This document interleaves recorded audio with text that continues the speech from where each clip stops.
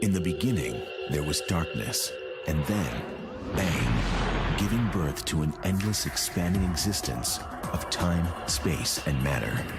Now see further than we've ever imagined, beyond the limits of our existence, in a place we call the universe.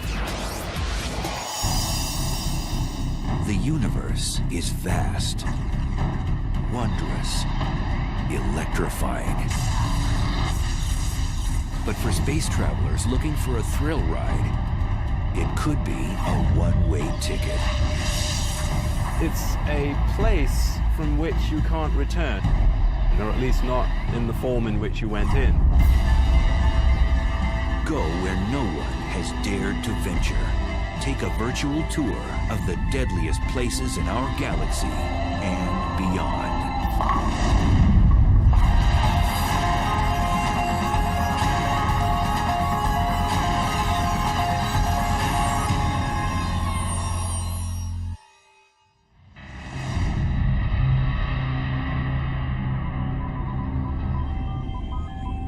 It's the ultimate frontier adventure. Space travel.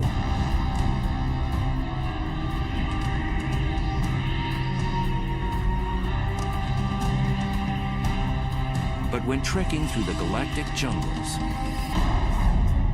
one must steer clear of the cosmic hot zones, places teeming with violence and intrigue.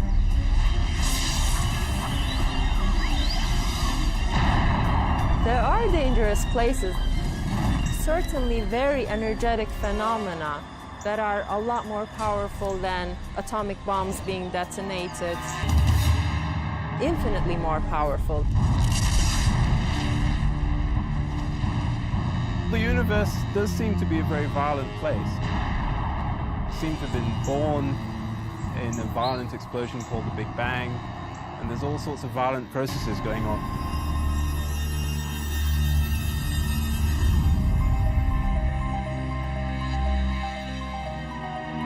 On December 27, 2004, satellites picked up the greatest cosmic explosion ever recorded. A blast 30,000 light years away, which had the power to briefly alter our planet's upper atmosphere.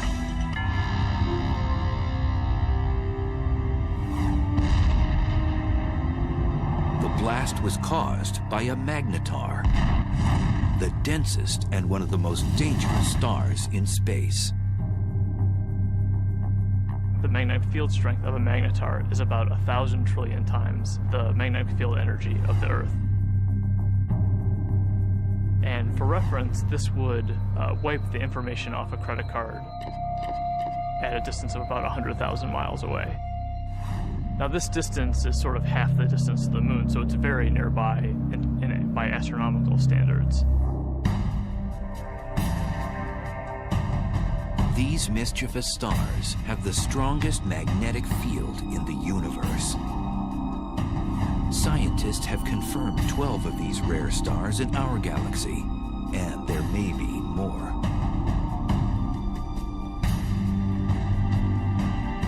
Caltech's Brian Cameron scans the Milky Way for these strange stars.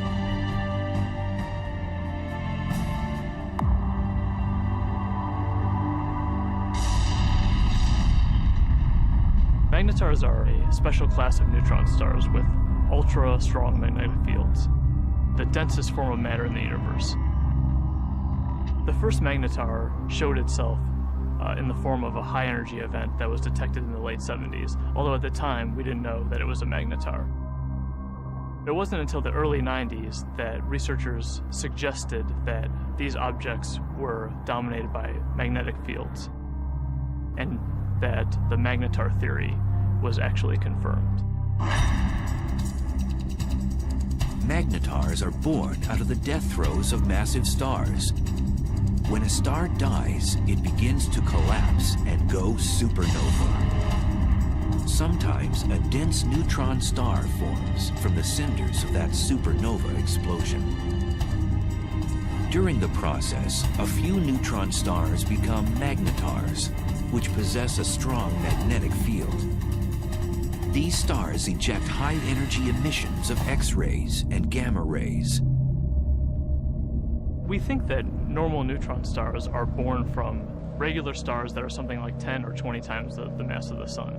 But there's evidence that magnetars are born from possibly even more massive stars than this, something like 40 times the mass of the sun. Typically, a star of such mass would be too heavy to form a neutron star. Instead, its mass would collapse into a black hole. Black holes are formed from cramming a certain amount of mass in a certain volume, and for whatever reason, these stars are unable to do that. One theory is that some massive stars undergo a weight loss program right before exploding as a supernova, losing 90% of their mass. So instead of collapsing into a black hole, the emaciated star becomes a neutron star with extreme magnetic powers.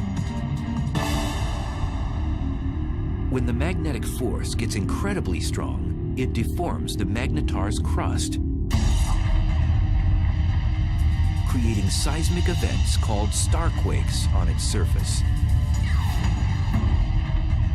And eventually, this crust breaks under the stress, and the magnetic field reconfigures itself into a lower energy state. And when this happens, a fireball is launched off the side of the star. So starquakes on neutron star surfaces are thought to give rise to these giant flares that we see.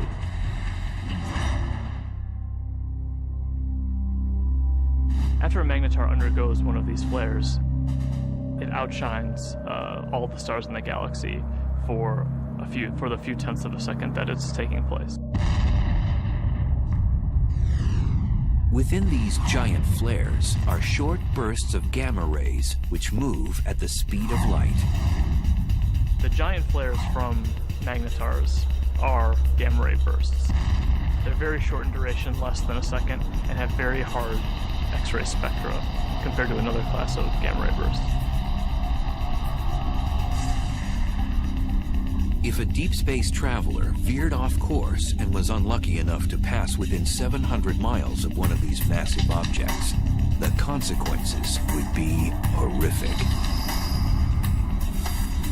The magnetic field of the magnetar can literally warp the atoms in human flesh, and its gravitational forces would tear a person apart.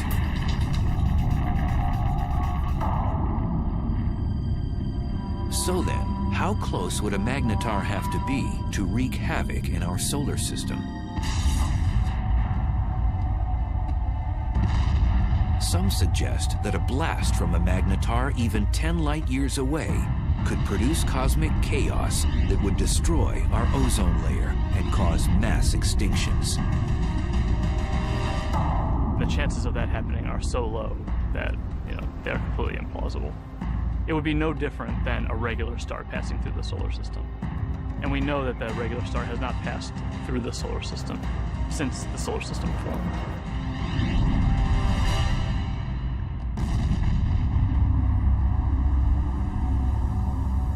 Scientists think that magnetars are only a few thousand years old and will become dim after 10,000 years. We're just now starting to understand the life cycle of magnetars. We think that they're very young, but how young is still uncertain.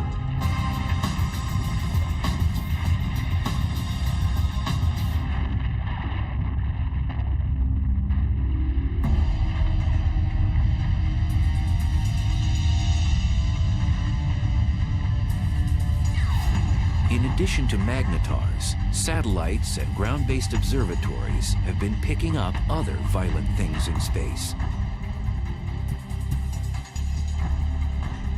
Scientists have now confirmed the existence of a phantom-like force that's so strong that it might very well be the most vicious phenomenon in the universe.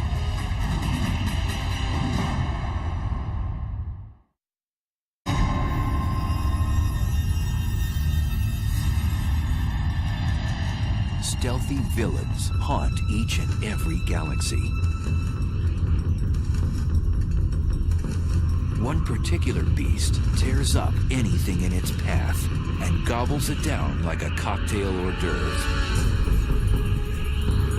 It's one of the most bizarre and destructive phenomenon in the universe, a black hole. I think a black hole is the place which is more violent than anywhere else in our universe. It's like going over the edge and you can't get back. It's fatal attraction, I suppose.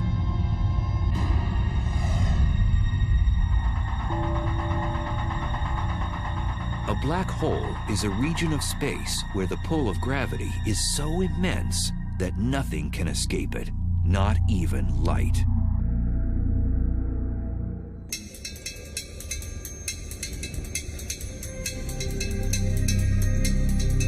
Astrophysicist and triathlete Ferial Ozel is attempting to unlock the mysteries surrounding this elusive cosmic force.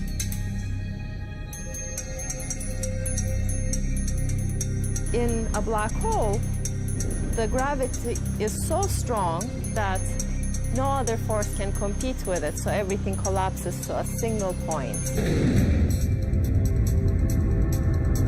Ozel says whatever has a close encounter with a black hole will fall victim to its relentless tidal force of gravity. Imagine you're swimming in a pool and there is no current. You can go whichever direction you want. Now imagine you're taken out of this pool and you're in a river. Imagine a current that is much, much, much stronger. That the only direction that you could go would be with this current. The space around the black hole acts like this wild river. You could never fight this enormous drag that you feel.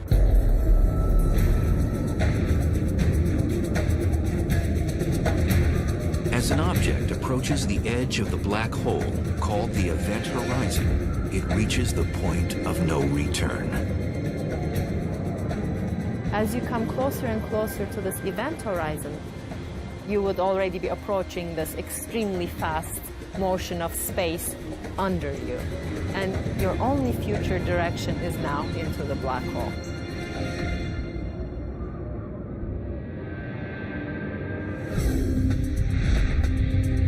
The idea of the black hole as a whole sometimes can be a little bit confusing.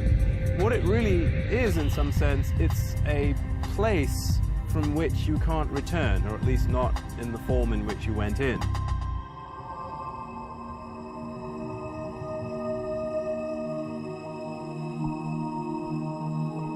Black holes are difficult to detect because, as the name suggests, you cannot see one by itself because it's black. But scientists have spotted a black hole when its gravity affects something else in space, such as a passing star. A completely isolated black hole would not be visible. What we really see from a black hole is actually the hot material that's swirling around it and that's being sucked into it. So in the neighborhood of these powerful black holes, you'll get a lot of radiation resulting from the black hole pulling in material and stretching it and twisting it as it's falling in. Black holes consume anything in close range, and there are billions upon billions of them prowling the universe.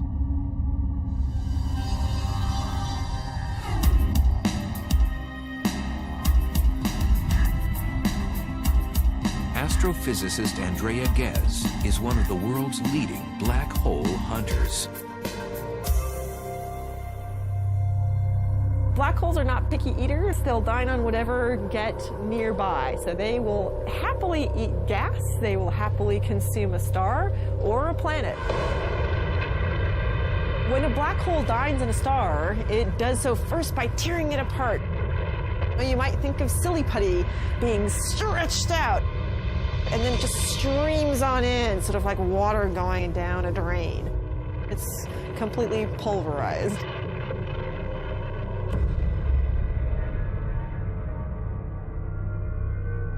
Black holes are produced, we believe, by the collapse of the core of a massive star, something like 25 or 30 times the mass of the sun or more.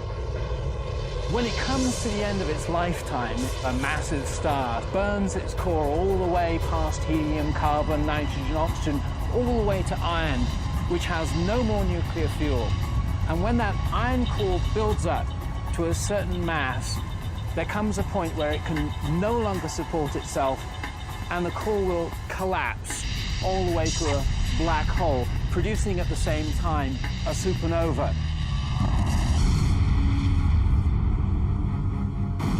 The supernova sends out explosive amounts of energy, so anything in its vicinity will get obliterated. Then the remnants of the explosion fall into a newly formed black hole. And it seems the key to the black hole's allure is gravity. Gravity will pull things around, just like the sun's gravity pulls the planets around. In fact, stars will happily orbit the black hole for most of its life and won't actually be sucked in. These stars are actually safe from the fatal attraction of the black hole. But if you do venture too close, like extremely close to the edge, then you do get sucked in. Scientists believe there are millions of wayward black holes throughout our galaxy, the Milky Way. And because we can't readily see them, one could be right next door. So how close does something have to be to get sucked into a black hole? Too close to a black hole is about the distance between the sun and the Earth, but that is certainly too close. For future space travelers, death by a black hole would be a violent way to go.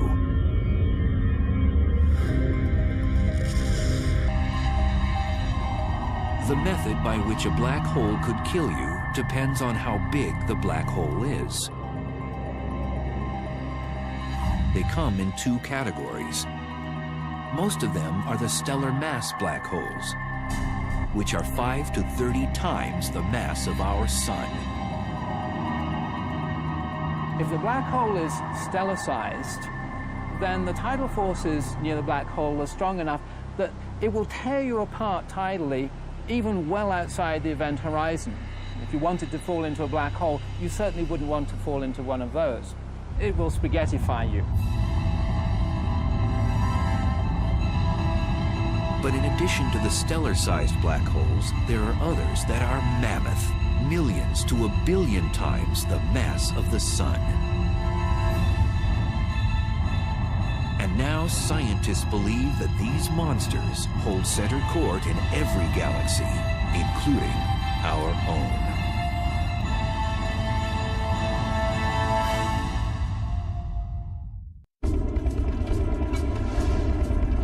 Black holes. They're one of the most mysterious and potentially dangerous oddities in space. A black hole has a ravenous appetite. It sucks in everything in its path and spits out what it doesn't devour. And now scientists have discovered there are supermassive black holes, which are millions of times bigger than their stellar mass cousins.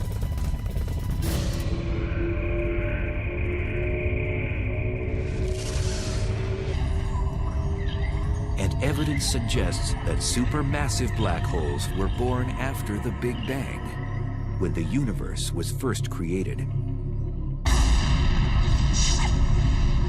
The leading idea is that they would have formed just like a stellar black hole from the collapse of the core of a massive star. But then they grew by feeding grossly from the gas, from other galaxies which collided with them.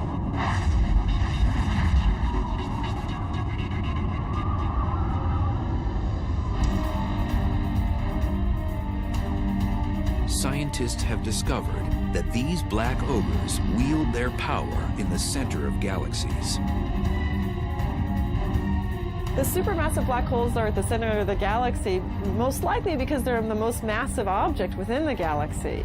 Massive objects tend to sink to the middle, so you'll always find them at the center of a galaxy. For a long time, scientists didn't think a supermassive black hole existed in our neck of the universe, the Milky Way.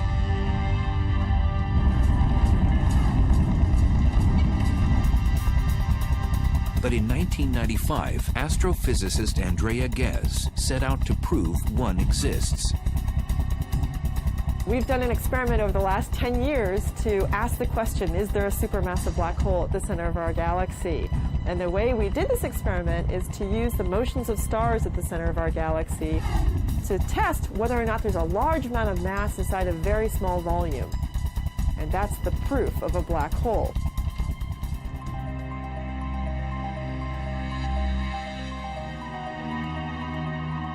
At the Keck Observatory in Hawaii, which houses one of the largest telescopes in the world, Ghez began using a groundbreaking technology called adaptive optics, which brings into focus faraway objects.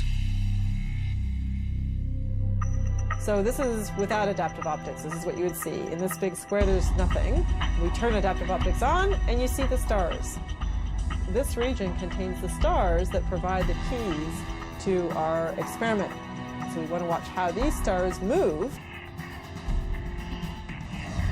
Ghez noticed that there was a large cluster of stars orbiting around an invisible object at the center of our galaxy. And they were moving at an unusually rapid rate. So we can actually see these stars that are really close to the center, and we can watch them go around. Those stars go around the black hole just the way the planets orbit the sun. The orbits tell us where the black hole is, so it's located right where the star is. That's the center of our galaxy. And the details of exactly how fast these stars are going around and how tight the orbits are tells us the mass of the black hole, which we think today is 4 million times the mass of our sun. For Ghez, confirming that a supermassive black hole indeed exists at the heart of our galaxy was like summiting Mount Everest. It was incredibly exciting to discover the supermassive black hole at the center of our galaxy, simply because it was a question we had set out to address. The question, is there a supermassive black hole? We could design an experiment that actually got at it.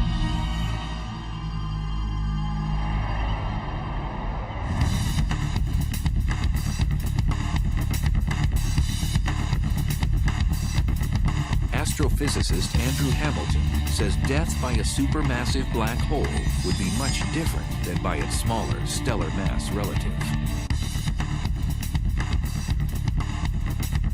If you want to go and be a tourist and have the ultimate experience of falling inside a black hole and finding out what's really there, go visit a supermassive black hole. Much better idea. Unlike a stellar black hole, which would rip you to shreds before entering its deadly vortex, a space explorer could actually experience free-falling inside a supermassive black hole. Inside a supermassive black hole, it turns out that even though the black hole is more massive, it's also much larger in size, and that means that the tidal forces are weak enough that you could pass through the event horizon and fall deep inside the black hole without being tidally torn apart. But deep down inside the black hole, the centrifugal force of the rotation of the black hole provides effectively a repulsion. If there's any matter at all inside it, then stuff that's falling in will tend to collide with stuff that's trying to get out. And the result of that collision of energies is an unimaginably chaotic maelstrom of super hot, dense plasma. And in that case, your fate is that it can roast you.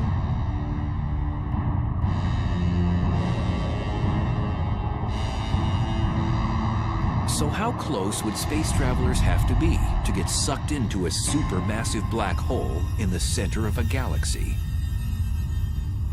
For a supermassive black hole, you would have to be about 1 million to 1 billion miles from the black hole to feel its influence.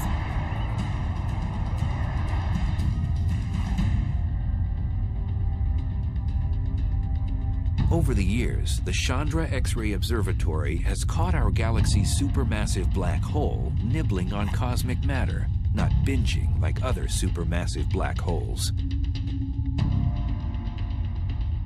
Our black hole is today inactive compared to other black holes. Our galaxy has very little gas at the center, and so there's nothing really for the black hole to feed on. It's not eating very much. It's going on a bit of a starvation diet. Our galaxy's supermassive black hole appears to be fasting. This is partly due to the fact that as a galaxy ages, less and less matter is present for it to gorge on. But in the future, it might be quite a bit more active if it ever gets a fresh supply of gas at its center to feed off of. One way to rejuvenate our supermassive black hole's appetite is to collide with another galaxy. Sound implausible? 2 million light-years away, our closest neighbor, the Andromeda Galaxy, is charging toward us at almost 75 miles per second, or 270,000 miles per hour.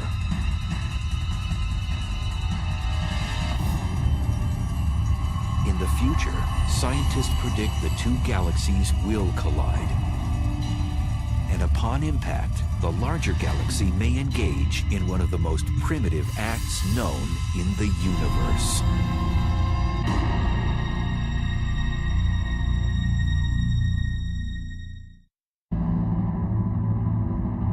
It's one of the most barbaric rituals in space. A larger galaxy eats a smaller one.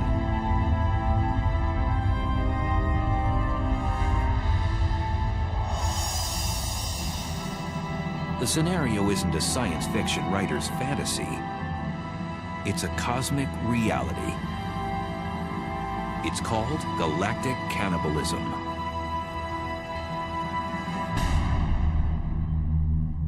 The ghastly event can occur on the celestial highway when two galaxies have a head-on collision.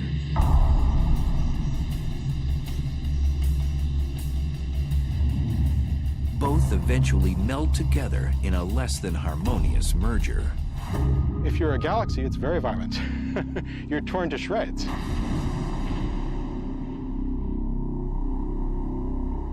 Joshua Barnes studies galaxy mergers. Acting like a crime scene investigator, he admits his research is a bit like inspecting a car crash. Imagine that you come across the scene of a car crash.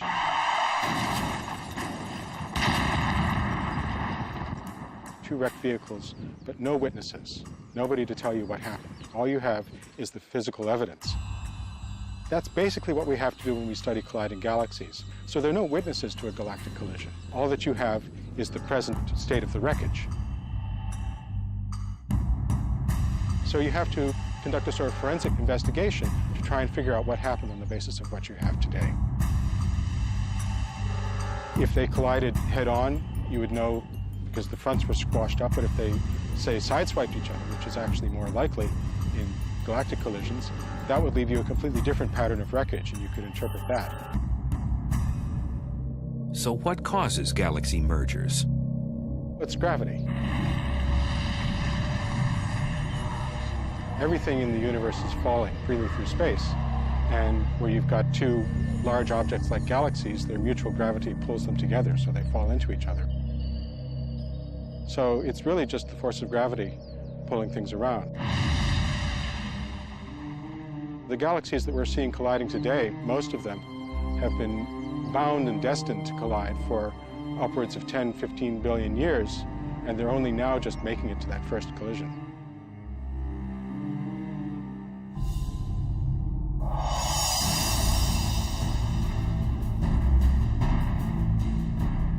Our own galaxy, the Milky Way, is moving toward our neighbor, Andromeda.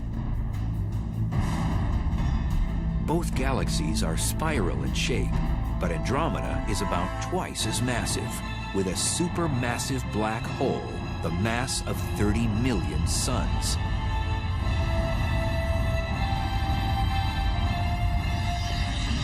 It'll look a lot like a dance. And you see the two galaxies come close together, so they kind of dance around each other, getting closer and closer and moving faster and faster before they finally come together. But at the point of impact, these galactic dancers will do more than pirouette. Each one has a spiral disk of stars, and then surrounding that, a halo of dark matter, invisible material that we can detect by its gravitational field. These two dark halos, which are much larger, will overlap as the galaxies pass by. Eventually, as the two galaxies spiral around each other closer and closer, you can no longer distinguish them as separate systems, and finally the nuclei merge.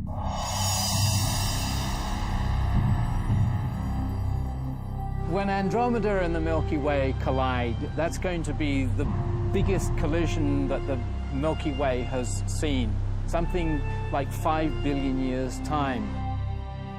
The good news is that we, the solar system, will have a grandstand view. What will happen is that two galaxies, their spiral disks, are going to get tidally torn apart into fantastical shapes.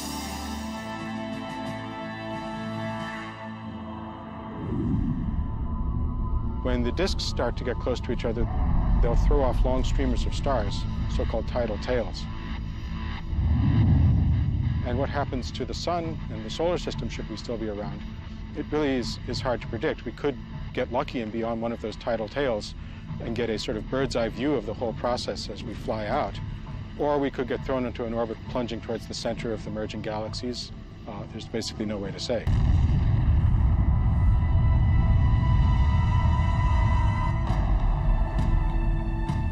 During the merger, if our solar system moves through the suburbs or the edges of Andromeda, we might not notice anything.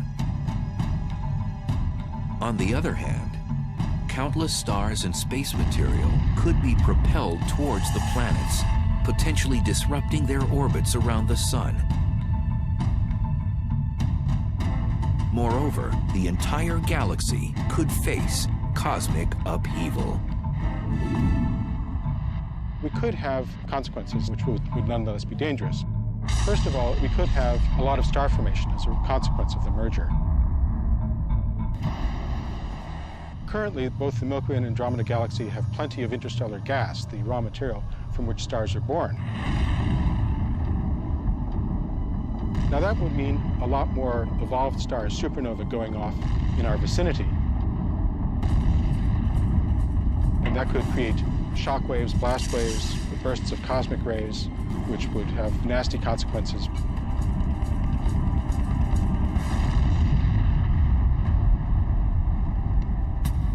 After the merger, the fate of our solar system is uncertain, as the supermassive black holes of Andromeda and the Milky Way vie for power in the newly jumbled galaxy.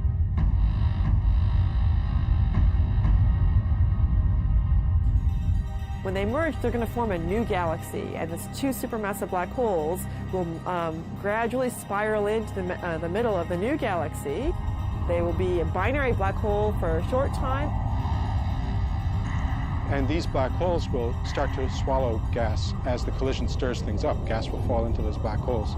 They're going to turn on. They're going to start emitting radiation.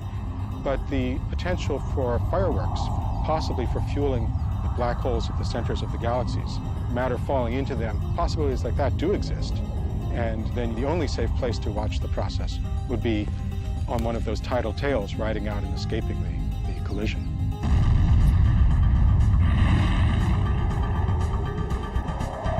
Some scientists think that Andromeda's larger supermassive black hole will eventually consume the Milky Ways.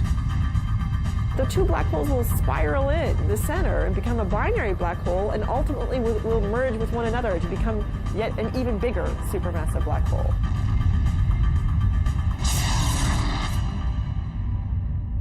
So a small galaxy colliding with a large galaxy is likely to be dominated by the larger galaxy. It'll essentially have most of its material absorbed by that galaxy and become subsumed into it.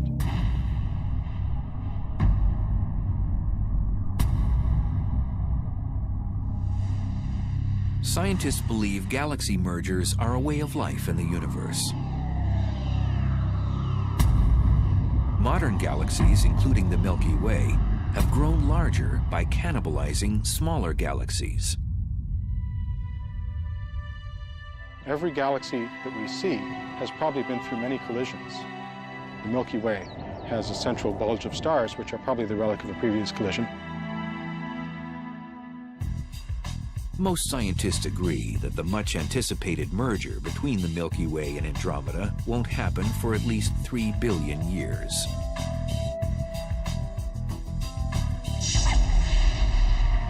But there may be more immediate dangers in space. In cosmic neighborhoods millions of light years away, there are hyperactive galaxies that have become the big bullies on the block.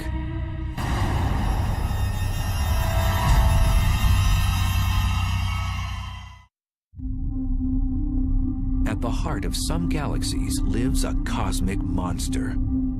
It transforms a run-of-the-mill galaxy into one of the brightest and deadliest in space. Quasars are peculiar objects, each powered by a supermassive black hole that continually swallows large amounts of matter, 10 to 20 stars every year. At the core of these objects lives a very large black hole. And the role of that black hole is to actually generate a huge amount of energy.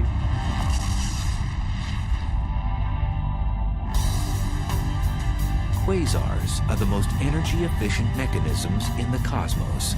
They give off more power than 100 normal galaxies.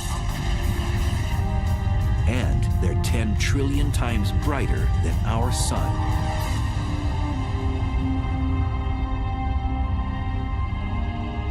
So how are quasars created in the universe?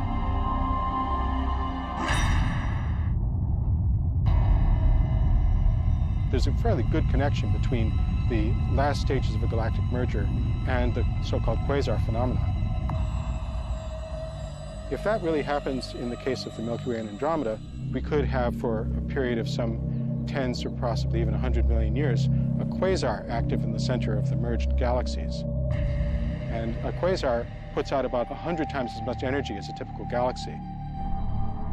And if we were actually thrown into an orbit which took us towards the center of the galaxy, we could get very close to that quasar and really get scorched. The word quasar stands for quasi-stellar radio source, which means star-like emitters of radio waves. The word was coined when the quasar phenomena was still a mystery. Now we know they're not star-like at all. In addition to emitting radio waves and visible light, quasars also give off ultraviolet rays, infrared waves, X-rays, and gamma rays. All deadly if something or someone gets too close.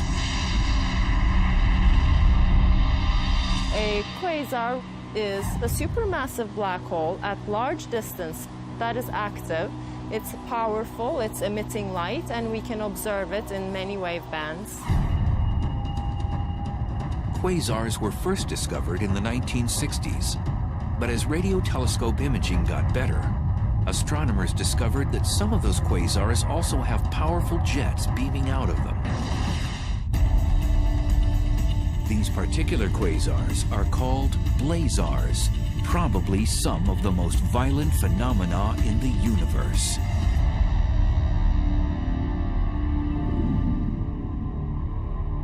Blazars are powered by black holes, just like quasars, but they're somewhat different in that all of that energy is being focused, or a large amount of that energy is being focused into jets, which are streaming out. A blazar's aggressive plasma jets produce radiation in the form of radio waves all the way through the spectrum up to high-energy gamma rays.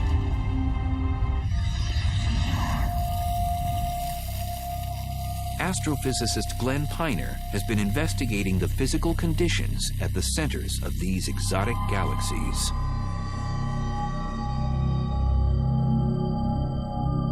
We can use this fountain to visualize the geometry of a blazar. If that circular base of the fountain represents the accretion disk, then the jet of water that's coming up represents the jet of plasma coming out from the blazar. And if the Earth is sitting up in the direction that that water is going, then we would see this object as a blazar. To an astronomer, it's like looking down a fire hose. It really gets you in the eye. You see this bright, blazing thing that we call a blazar. These blazar jets move exceptionally fast. The fastest observed move at 99.9% the speed of light. If you were to take a small object like this bowling ball and you wanted to accelerate it up to 99.9% of the speed of light, you would have to give this bowling ball all the energy produced in the world for an entire week to accelerate it to that speed.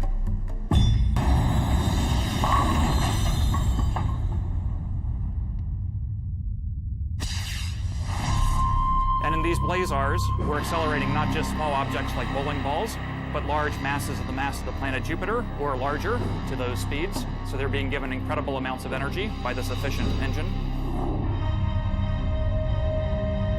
Blazars pose unimaginable consequences to cosmic objects that get too close to its deadly jet. If there was a planet relatively close, a few light years from the actual jet, the radiation on that planet could be millions of times what it gets from the star. It would be continually exposed to high levels of radiation. So I don't think we want to look for life on a planet that would be orbiting a star that's in a blazar jet. Scientists link radio telescopes all over the world to achieve the magnification needed to zoom in on a blazar jet. So to give you an analogy for what kind of magnification that is, that would be magnification sufficient to read a newspaper that someone was holding in New York from Los Angeles. We'd love to look as close to the central black hole as possible so we could actually figure out how nature is accelerating these jets and getting them up to such high speeds. And we'd also like to know what it is actually that the jets are made of, because it turns out that's something that's currently not known. Until more is known about blazars, astronomers will keep a neighborhood watch for them, as well as all the other dangerous places in our uncontrollable universe. Definitely there are violent events going on in the universe. Much, much more energy than we can even imagine on Earth. There are trillions of suns shining all at once. Those are the kinds of energies that we're talking about. But in that case, the fact that we are far away from them helps the survival of our species. If we're actually traveling through space, then definitely we will have to be worrying about these events.